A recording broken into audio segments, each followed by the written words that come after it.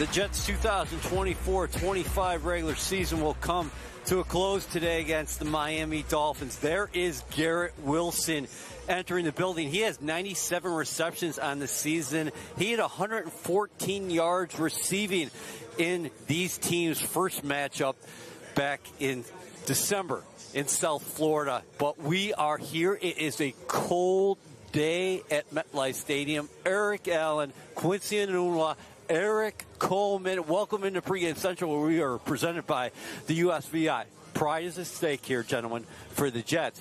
But, you are a visitor. What do you think about the opportunity for the Jets to keep the Dolphins out of the postseason? I think it's a great opportunity for the Jets. Listen, this is a game where you have to win. It's a division game. You want to beat your rivals. You can keep them out of the playoffs, so that adds some to the incentive. But ultimately, you want to end the season on a high note, go into that offseason with the win and some momentum. Yes, so let's set the table here. Miami needs to beat the Jets, and they need some help from Kansas City's reserves because the Chiefs have already locked up the AFC's number 1 seed. They are facing the Denver Broncos. If the Broncos win, they're in the playoffs. Yeah, I saw something funny about if Patrick Mahomes wants to make sure he doesn't face Joe Burrow, he's not going to play today, which he's not. So there's a chance the Chiefs lose and help the Miami Dolphins get in. But ultimately, right, the Jets want the Dolphins to join in their misery. Let's meet in Cabo, right? That's the famous saying. Let's go out there and enjoy ourselves because the season is over for both of us. The Dolphins are going to finish second in the AFC East. This is a division the Buffalo Bills have dominated the past 5 years. 5 consecutive division titles. How did the Jets get up off the map considering what happened last week? They were embarrassed about that performance against the Bills. Yeah, I mean, you just have to go take it one play at a time, come out here and try to start as fast as possible. Listen, we know history shows that the Dolphins don't play well in cold weather. Why not take it to them early, let them establish your dominance, and make them want to pack up for South Florida in the second quarter? It's interesting. The Dolphins started 2-6, but now they are 6-2 since, and they have the opportunity to get back in the postseason for the 3rd time in 4 years under Mike McDaniel. Conversely, the Jets are finishing up a turbulent year, Quincy, with an interim head coach in Jeff Ulbrich, an interim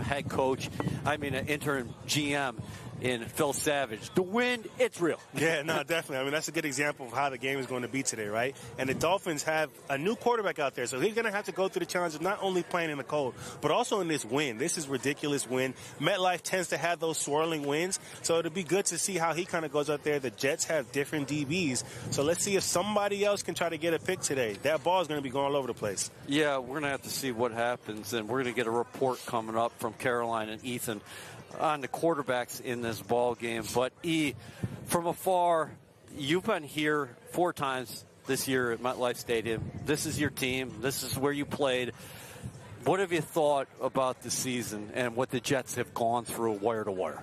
You know, it's definitely been a frustrating season for this team, coaches, staff, players, for everyone. You know, everyone had high hopes coming into the season, and unfortunately it didn't work out that way. There were some injuries. There were some players that didn't play to their expectations, and you know, now you're going into the offseason wondering who's going to be the coach next year. Am I going to still be here? So if you're a player, you want to go out and end on a high note, put some good film out there, so you can make sure that you're a part of this organization moving forward. Absolutely. Quincy, can you speak to that dynamic? Yeah, absolutely. I mean, I think that's the biggest thing right here is that you want to put some good tape out here because it's not just this team, right? It's 31 other teams that you're going to have an opportunity to make. And if you want to stay here, right, because nobody wants to get up and move. That's the worst part of being in the NFL is that there's a chance that you can go anywhere. If you want to stay here, there's going to be a new regime, new coaches, new GM, and they all want to make sure that the guys on the roster, they're going to comb through that first before they go looking outside.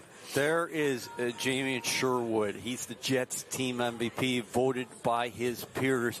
How about the transition he's made, gentlemen? C.J. Mosley going down early in the season, unfortunately, for the Jets. But Sherwood comes in and he has a career year. There is a list of all the team awards. Unbelievable. Yeah. You know, Jamie, it couldn't happen to a better guy. You know, Jamie is such a good person. He does a lot for the community.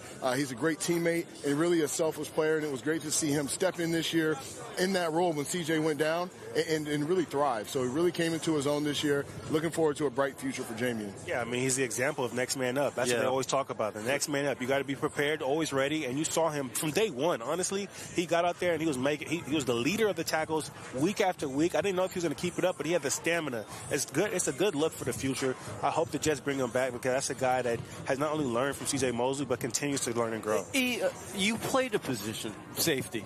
So what was that like for him, you think, playing in college in the defensive backfield?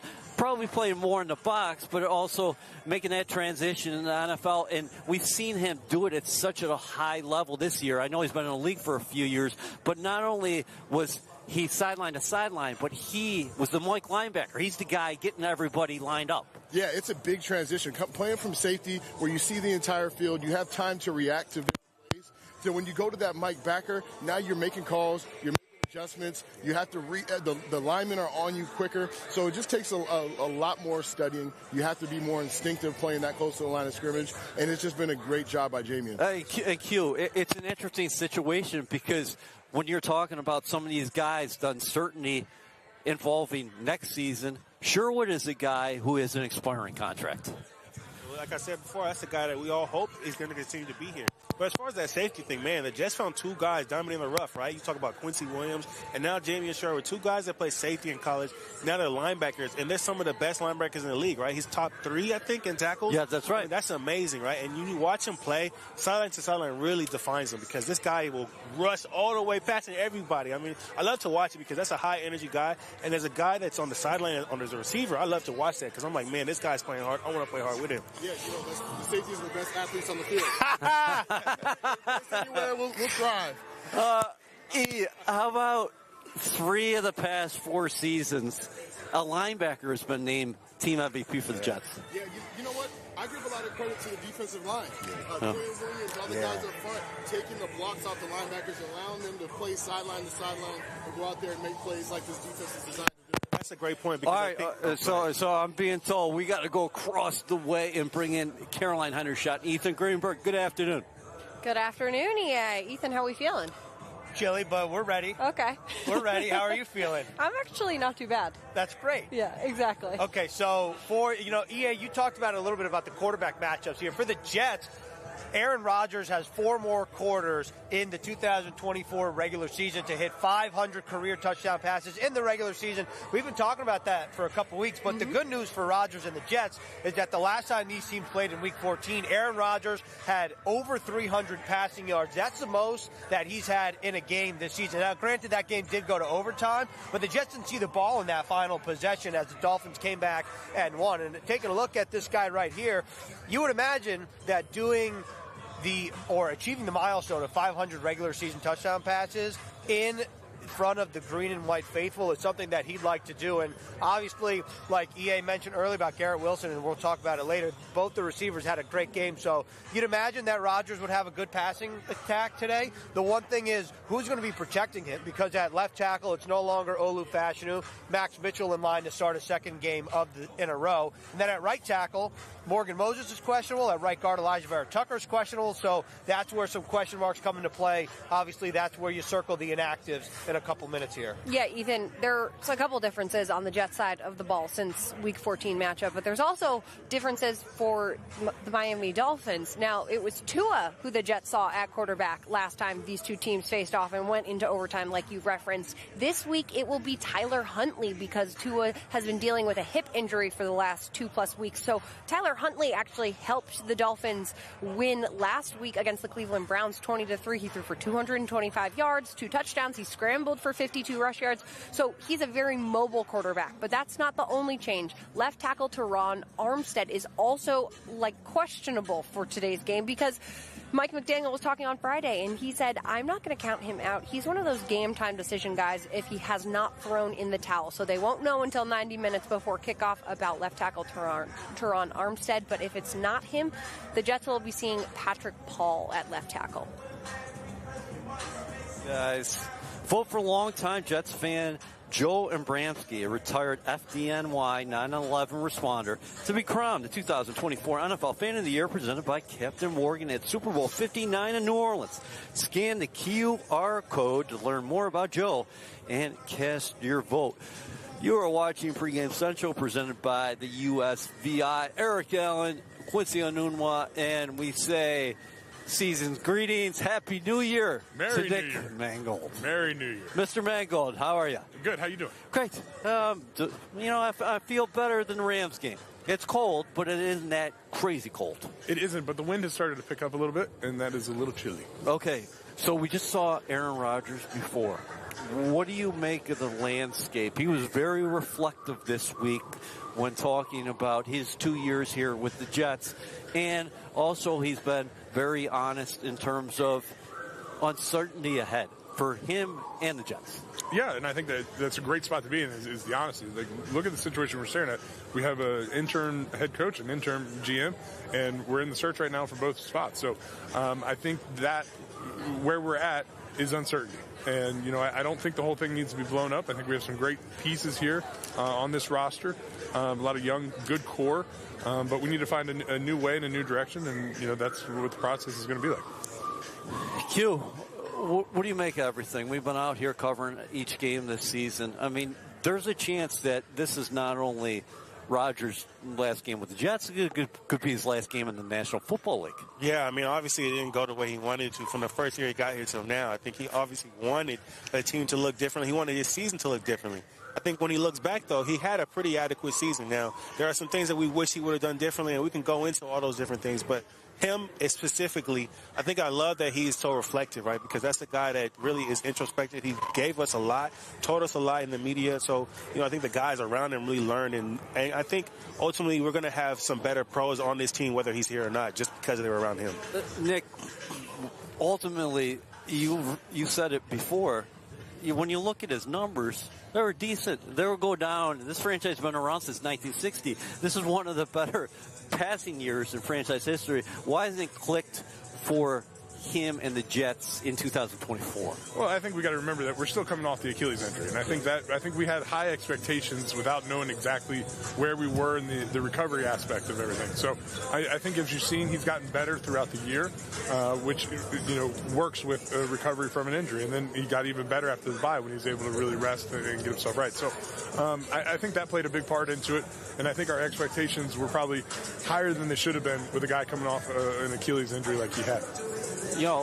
He was asked this week about the importance and significance of the 500 career touchdowns in a regular season. He said, in 20 years, I'll be okay if it's 499, but honestly, 500 sounds better, too. Yeah, I mean, let's be honest, man. He's a competitor. He's one of the best quarterbacks that has ever played the game, right? So I think, and I believe he wants that 500, and I don't blame him for that, right? I think we all love the accolades. We love the stats.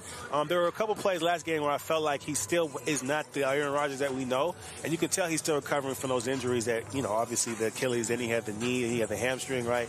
So we haven't seen a fully healthy Aaron Rodgers. So if he does not get that 500 this year and he chooses to come back, I would be curious to see what it looks like when he is fully healthy, because right now I can tell that's not the Aaron Rodgers that we know. It's interesting. We've always heard from former head coaches that the best ability is availability. And Aaron Rodgers, who is 41 years old, coming off that Achilles injury, is about to make his 17th consecutive start. Yeah, which is fantastic. I mean, as someone who's staring down the barrel of 41, that's pretty impressive. So, you love to see it, and you love the competitiveness out of him, and I think that's what has made him great throughout his career. And his availability has been great. And unfortunately, I think it's just been marred a little bit by that recovery time and our high expectations that we expected out of him. How about Davante Adams coming in here via trade from the Raiders? He's 25 yards shy of another 1,000-yard season. What have you made of Davante in the green and white? Yeah, I mean, I think he's been a hell of a talent, right? An asset for this team, right? And I think it's just unfortunate that they haven't been able to play complementary football, because I think that's the biggest mark on this team as a complete total, right? Whether it's special teams, offense, defense, or even just if we're talking about offense, the run game merging with the pass game. I think ultimately they were not able to figure out how to get that together, and that's why this team didn't achieve what they wanted to achieve. Matchups today. Jalen Ramsey saw a lot of Garrett Wilson that first meeting, and both Garrett Wilson and Davante Adams had big productive days, and Aaron Rodgers goes over 300 yards passing. Do you think they're going to switch things up the second time around, Dolphins? It'll be interesting to see, that chess game that's going to be played out to see, if they think they can just do better or if they need to switch things up. And so it'll be fun. You'll find out right from the start of what their plan is. But I think it's going to be fun to watch, and I think Garrett Wilson is poised to have a good day as Buckeyes are rolling. My Buckeyes are rolling. So it adds a little extra confidence, Yeah. 97 receptions on the year for Garrett Wilson. The single season franchise mark is a guy you guys know quite well, Brandon Marshall. He had 109 receptions, 2015. Yeah. How many do you think Garrett's going to get today? How close is he going to get? I think he's going to hit 100. Now, 109, I mean, I was standing right there for almost all of those catches that Brandon Marshall had, and that was a hell of a year, man. And it's great to see, again, another guy that's going to get 100 receptions for this franchise, because those are two great receivers. I think the Jets have had the blessing of being able to have these two guys. So I think one guy that needs to stay on this team is Garrett Wilson. For more on the receivers, let's get to Caroline. Yeah, EA. For the Jets side of the ball, Garrett Wilson and Davante Adams, like you referenced earlier, had very productive games in Week 14 when the Dolphins and the Jets matched up and went into overtime. They both had over 100 receiving yards. They combined for 223 receiving yards on just 16 receptions. So I would expect them to have big games again, but also I think there's a little extra incentive there for each of them. Now, Garrett Wilson is just 3 receptions away from 100. That would make him the second Jets receiver in franchise history to ever reach that mark in one season. And Davante Adams is just 25 yards away from reaching 1,000 receiving yards on the season. That would be his 5th season in a row. So I think there's a little added incentive for both of those guys to have another big game. And Garrett Wilson, taking a look at him before, he has a fresh cut. I think he knows he's about to hit 100 on the season. Me and Garrett Wilson, one and the same here. But it wasn't just Garrett Wilson and Davante Adams who were productive in that Week 14 matchup. It was all the receivers, or all the starting receivers, because for the Dolphins, Tyreek Hill and Jalen Waddle also very productive. Tyreek Hill has gone over 100 yards 3 times this season. One was Week 1. The second game was Week 14 against the Jets. The third game was last week with Tyler Huntley in at quarterback to keep Miami's playoff hopes alive.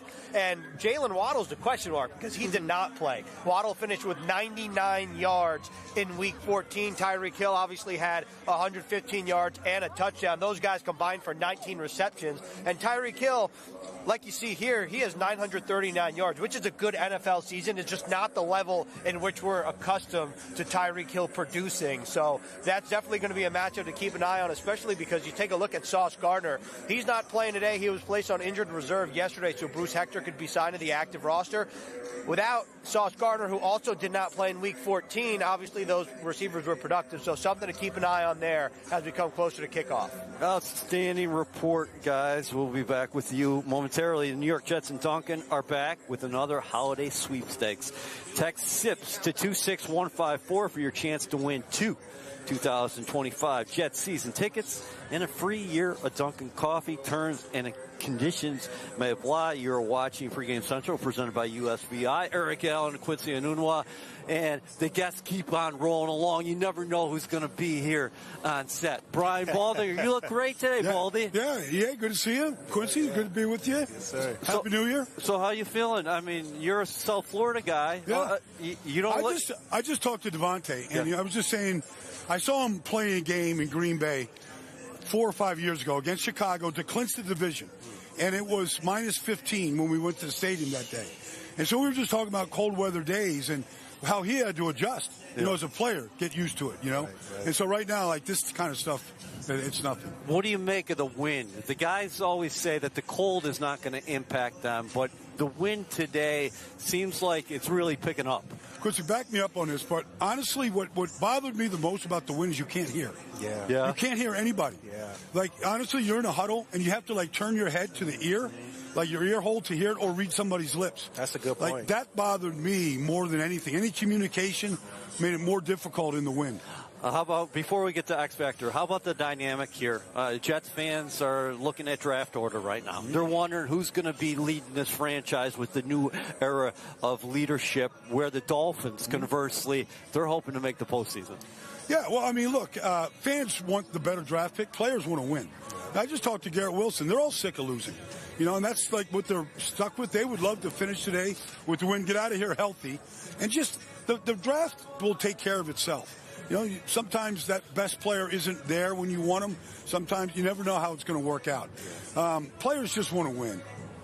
Let's go across the way right now because it's time for our X Factor, starting with you, Caroline. Yeah, my X factor for today's matchup is going to be the Jets D-line. That's kind of twofold. I mentioned it earlier. Teron Armstead is a question mark for the Dolphins, so if he doesn't play, that's definitely a spot that the Jets D-line should be attacking. But it's also specifically the time to throw, I guess, amount that they have been allowing or should allow. Now, Tua has been the lowest pressured quarterback in 2024, but that's kind of twofold because of his time to throw. He's one of the fastest quarterbacks to get rid of the ball, but last week Tyler Huntley was even faster at 2.37 seconds. So I think it's the quickness in which the D-line really applies pressure. That is going to be a big point.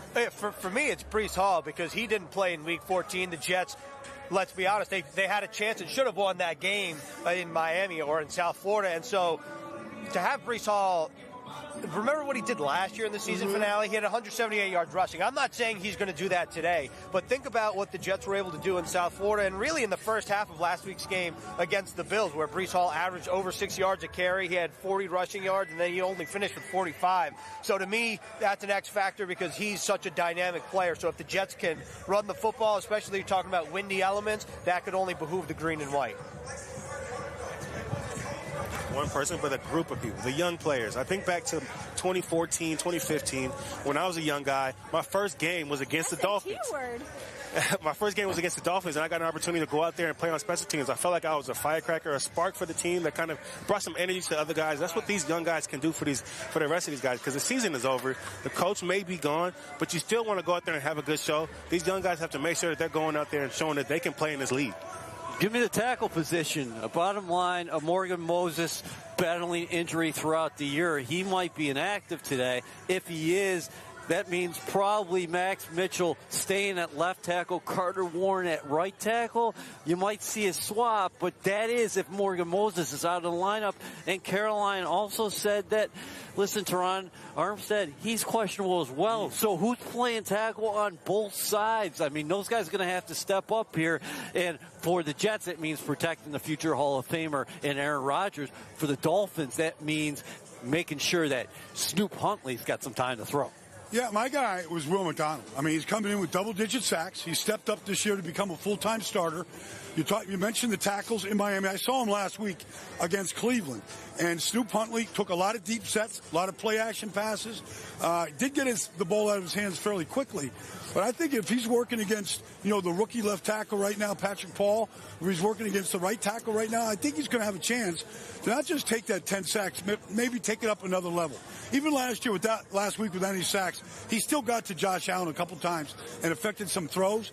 I think Will could really affect this game today. All right, the Jets' 2024-25 regular season is coming to a close this afternoon at MetLife Stadium, but you'll be able to tune in to CBS during the offseason. We're going to have some special programming. And remember, Jets Late Night will air again this evening following Jets Dolphins. It's week 18. The Jets 4-12.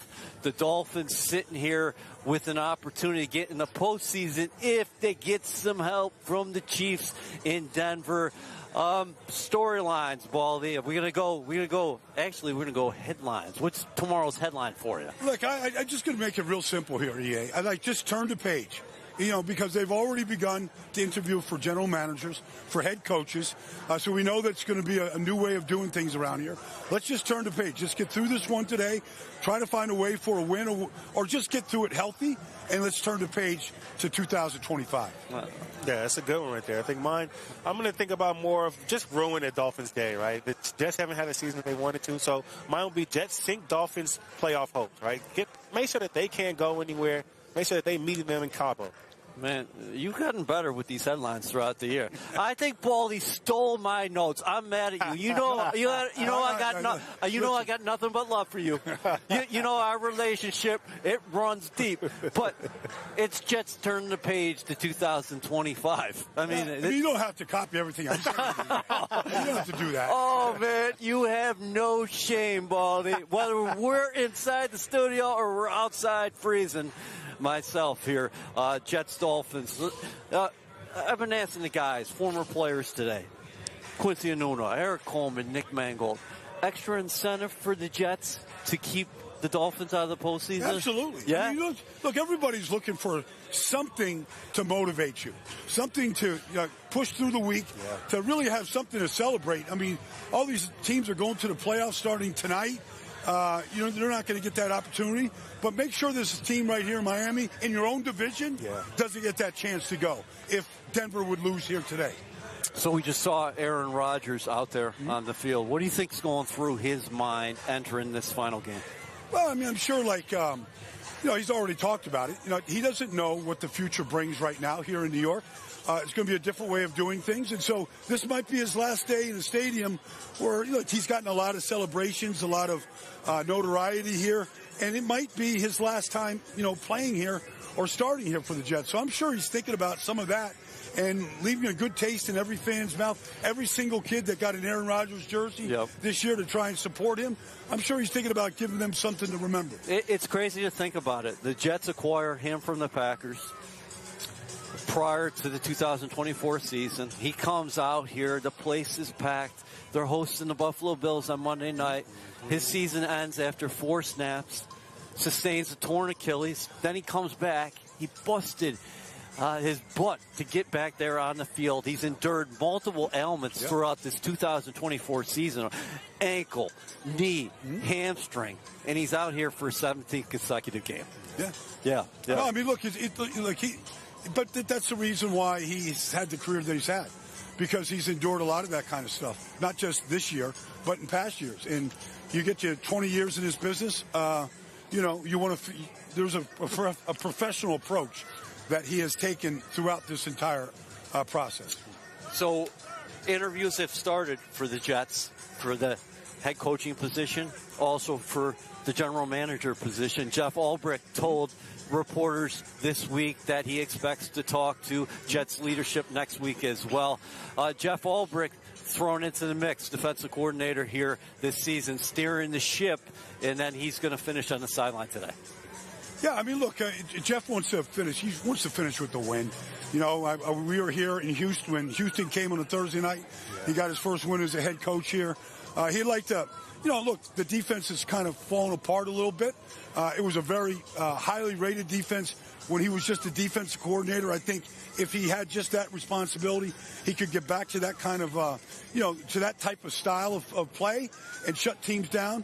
But, for Jeff, put the resume out there. He's a quality defensive coordinator, and maybe given an opportunity and a full off season, maybe he could have that role. So we're going to get to Inactives here in 1 minute, but what do you make of the names that we already know the Jets have interviewed, Ron Rivera and Mike Vrabel for the head coaching position? Well, look, I think Mike Vrabel is a guy that, he left Tennessee with the winning record. I think he was 45-35 as a head coach there. He was the number 1 seed in the AFC. He had the number 1 defense at one point. He had a style of offense when he had a good offensive line and Derrick Henry that beat people up. He had a defensive front that was impressive. There's a toughness that comes with Mike Vrabel. And I think that he's spent the year in Cleveland. I think he's researched and studied the whole league. I think he's studied the college game and kids that might be coming out this year to help out with the draft. I think he'll be very prepared in an interview, and I think he's going to be impressive. And I think he's going to have his choices of places to go. Yeah, well, we're going to have to see how it all of it unfolds, because it's going to start picking up now that the regular season ends. Let's get to Inactives right now for the New York Jets today. The big name that we're going to circle here is Morgan Moses. That means your Jets tackles today. Max Mitchell, of course, who started the last couple weeks, but now Carter Warren likely in the lineup as well. Michael Carter, injury-plagued season for him. Disappointed, I'm sure he is, that he's not able to be out there with his teammates. We will be here after the game. One final time for Jets Overtime. We're signing off. And we want to thank everybody here from the stadium crew who has been out here. Sun, rain, sleet, snow, freezing temperatures each week. We've had unbelievable crew throughout the year. Thank you so much.